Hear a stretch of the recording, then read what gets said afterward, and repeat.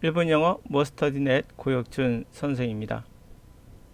경찰대 영어 문법 문제의 특징은 수능 문법보다는 좀 어렵다는 겁니다. 그리고 반드시 해석을 해야 푸는 문제들도 꽤 많이 나옵니다. 그래서 해석하면서 이상함을 찾지 못한다면 답을 고를 수 없는 문제. 그러나 우리가 반드시 모든 거에는 해결책이 있겠죠. 그래서 해결책에 해당하는 문제가 나오는 거니까 해석을 잘하는 학생은 어렵지 않게 풀 수 있습니다.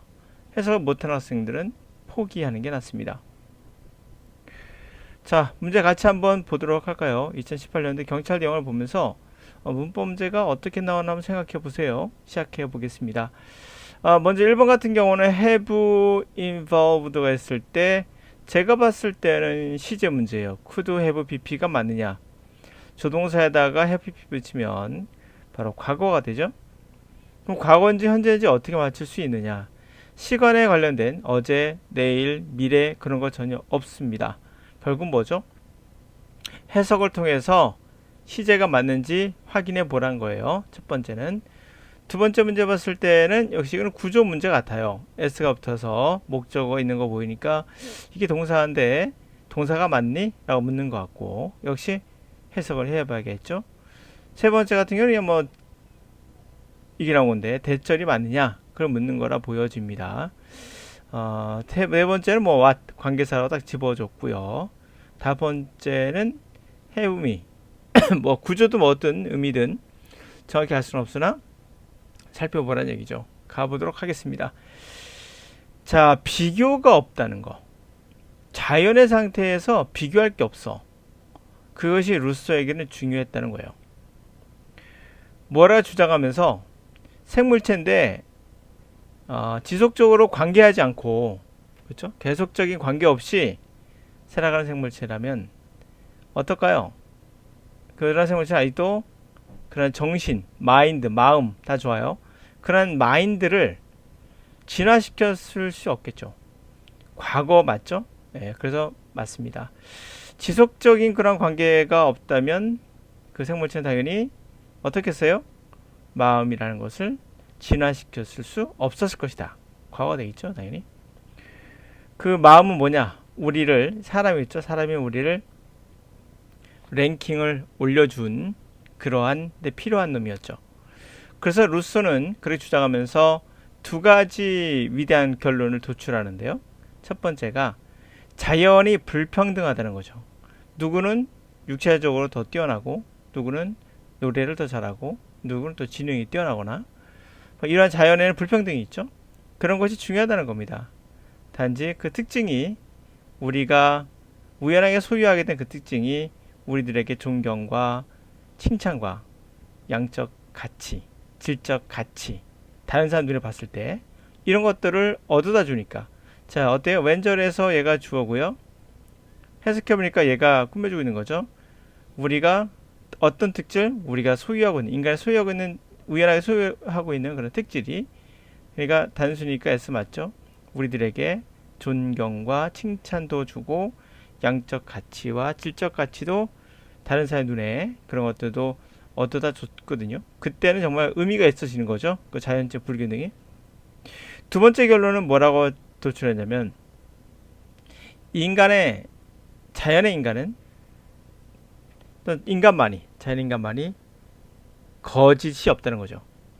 대절 맞추니까 거짓이 없다는 겁니다. 거짓이 없다? 자, 사회에서는 우리는 항상 뭐에 신경 쓰죠? 다른 사람들이 우리를 어떻게 생각하는가. 그렇죠? What?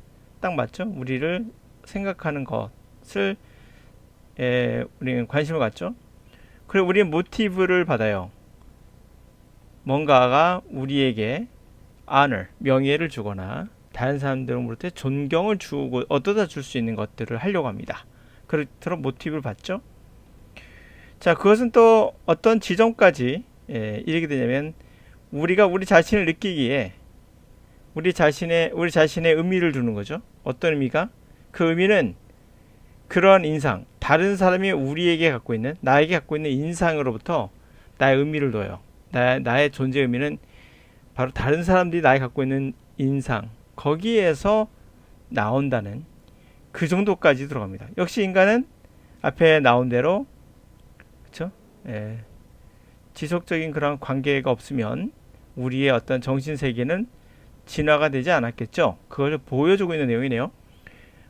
결과적으로 본다면 자, 그래서 자, 우리들에게 뭘 준다고요? 내 자신에 대한 센스, 내 자신을 느끼는 거, 나의 존재를 느끼는 거. 그래서 어디서 나온다고요? 인상에서 나온다고요. 근데 이 인상이 어떤 인상이야? 다른 사람이 나의 가지고 있는 인상. 맞는 것 같죠? 아니에요. 왜냐면 자, 어떤 인상이죠? 내가 가지고 있는 거예요. 가지고 있는 거. 이렇게 되죠. 예, 오브가 들어가 맞는 겁니다. 내가 가지고 있는 인상. 이거 생각해보면 이해가 갈 것 같아요. 다른 사람들이 오브 전체가 우리에 대해서 갖고 있는 생각. 그쵸? 이런 것들. 이런 볼 수 있겠죠. 뭐에 대해서, 나에 대한 어떤 인상. 내가 갖고 있는 인상. 이게 되겠죠. 여기서 전치사 오브가 빠져서 틀린 겁니다. 자, 이렇게 나와 있는데요. 그러면 우리가 하나 더 생각해 볼 게 있는 게, 그렇다면 영어에서 have, 그 다음에 impression이죠. 인상이란 말에 impressions of를 쓰는 게 맞습니까? 이거 수고인가요? 아니요. 그럼 어떻게 아셨습니까? 그냥 해석하고 아는 거예요. 여러분 생각할 때 모든 거를 분석해서 내가 구조를 뭐 이해하고 암기하고 이러면 모든 게 다 될 것 같지만은 암기해서 갈 수 있는 거에는 한계가 있어요. 그 이유는 문장이라는 것은 거의 무한대로 변하기 때문이에요. 기본적인 건 물론 알 필요가 있겠죠. 그런 것들은 어렵지 않아요. could 조동사 대 have 있으면 과거다. 뭐 이게 뭐 어렵나요? 그냥 알면 되는 거예요. 끝. 더 이상 필요 없어요. 뭐 그런 것들 때문에 못 푸는 것이 아니라 실제로는 해석하면서 감을 못 잡는 거죠. 어떤 느낌을 못 잡는 거죠. 자, 이제 정리해 볼게요. 그러므로 루소에 관한 이야기였는데 인간은 역시 누군가의 지속적인 관계 속에서 정신세계가 발전해 간다 하면서 시작하는 문제. 거기서 두 가지 얻었죠. 첫 번째 자연의 불평등이라는 게 바로 이런 것들 굉장히 의미가 있다. 그것이 바로 우리에게 가치를 준다. 뭐 그런 거였고요. 두 번째 결론은 인간은 혼자만으로서 인간만이 유일하게 아니스트하다. 그 아니스트는 바로 우리가 항상 다른 사람이 우리 생각하는 걸 걱정하고 거기서부터 우리에게 명예를 주거나 다른 사람들 존중을 이끌어주는 그런 것들을 하려고 하고 그래서 그것이 어떤 지점까지 간다? 내 자신에 대한 센스, 내가 내 자신을 느끼는 거 그것이 어디서 나온다? 다른 사람이 나에게 갖고 있는 인상 어떻게 나 갖고 있는가 거기에서부터 의미가 나오는 거죠. 그 지점까지 간다. 그럼 우리는 지속적인 관계 속에서 마인드가 생긴다. 뭐 이런 얘기입니다. 자, 그래서 정답 봤고요. 정리합시다. 경찰대 문법, 수능 문법보다 어려운 건 사실이에요. 그렇다고 해결책이 없는 건 아닙니다. 반드시 해석을 하면서 이상함을 찾는 노력을 하셔야 됩니다. 이거는 여러분이 암기해서 풀 수 있는 것은 아니에요. 예, 해석하면서 자신의 기본 체력을 향상시켜야 돼요. 여러분이 생각할 때는 축구라고 생각해 보면 딱 맞을 것 같아요. 축구 한번 예를 볼게요. 여러분이 축구를 잘하고 싶으면 축구공만 차면 되나요? 체력이 바닥인데 바로 그거예요. 축구를 잘하려면 토탈 사커가 되려면 역시 기본 체력이 있어야 돼요. 여러분 기본 체력이 없으면 될 수 없는 것처럼 그럼 기본 체력이 뭡니까? 바로 문장을 역시 많이 독해를 해보는 거죠. 그게 기본 체력이에요. 기본 체력이 위해서 그 체력 위에서 모든 걸 할 수 있는 거지. 체력이 거의 저질 체력인데 공을 차서 뭐 하겠어요? 쳐봐야 3m도 안 나갈 겁니다. 그것은 아무것도 할 수 없어요. 다시 말해서 자기가 아무리 지식이 많아도 기본 체력이 없으면 축구 못하는 것처럼 지식으로 할 수 있는 세계가 한계가 있다는 거죠. 인간의 한계는 머릿속에만 도는 것이 아니라 기본 체력이 가장 모든 거의 기본 바탕이 돼요. 그 영어도 마찬가지예요. 기본 체력은 바로 기본기예요. 기본기를 잘못 알고 있는 학생들 많아요. 기본기를 꼭 이렇게 어휘라고 생각하거나 문법이라고 생각하는 사람이 있어요. 이거는 눈에 보이기에는 기본기처럼 보이지만 물론 어휘를 많이 알면 기본적으로 나쁘진 않죠. 문법도 마찬가지예요. 그러나 이걸 뛰어넘는 뭔가가 있어요. 그것은 우리가 말할 수 없는 뭔가가 있다는 거예요. 그래서 축구 선수는 그러면 다리만 튼튼하면 되나요? 그럼 다리만 튼튼하면 되겠네요. 물론 다리 중요하죠. 그러나 전체 몸의 밸런스라는 것도 중요한 거거든요. 그런 것처럼 축구하면 뭐 여러분이 잘 알다시피 세계적인 축구 선수 많잖아요. 그러나 가장 여기서 사람들에게 사랑을 받는 게 호나우두라는 사람인데, 호나우두를 보면 몸의 신체가 아주 밸런스가 잘 맞죠. 영어도 마찬가지예요. 다리만 두꺼워서는 안 돼요.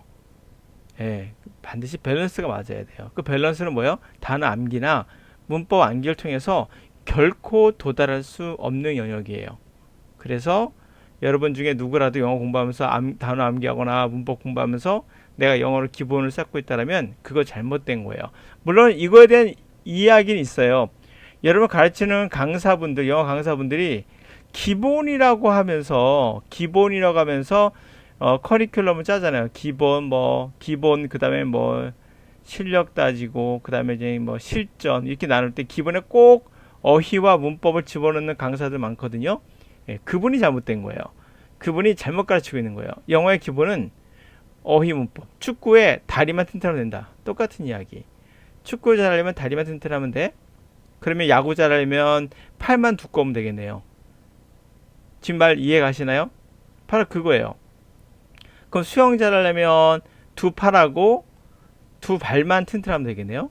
그렇지 않다는 거 아시죠? 복근도 중요하고 코어의 힘도 중요하고 다 관련되어 있는 거거든요. 그게 기본이에요. 기본 체력. 마찬가지입니다. 영어를 얘기할 때 기본이라고 말해놓고 어휘 문법 가르치면 그 사람은 기본이 없는 거예요. 기본기가 뭔지도 모르는 거예요. 그렇게 배워서는 절대 못합니다. 지금 보셨죠? 이런 문제 절대 못 풀어요. 기본이 튼튼해야 됩니다. 기본은 어휘 문법을 하는 게 아닙니다.